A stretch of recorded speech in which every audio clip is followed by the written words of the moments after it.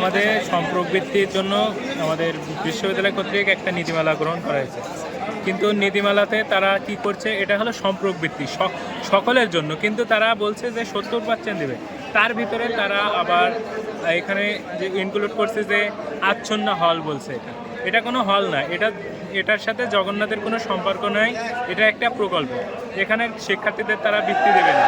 তাছাড়াও জানা যাচ্ছে যে তারা বলছে যে যারা রিয়ার্ড নিছে, রিয়ার্ড যারা নেয় তাদের তো বিভিন্ন কারণে সমস্যা থাকার কারণেই তো তারা রিয়ার্ড নেয়, তাদের কিন্তু বৃত্তি দিবে না।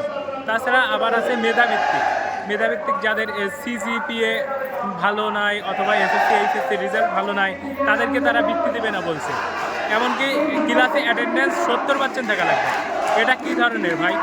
আমরা বলতে চাই প্রশাসনকে যে এই অবৈধ নীতিমালা বন্ধ করুক এবং 70% যারা বৃত্তির অধিকার আছে তাদেরকে বৃত্তি দেওয়ার কথা বলছি আমরা। আমাদের এই 3টা দাবি আছে।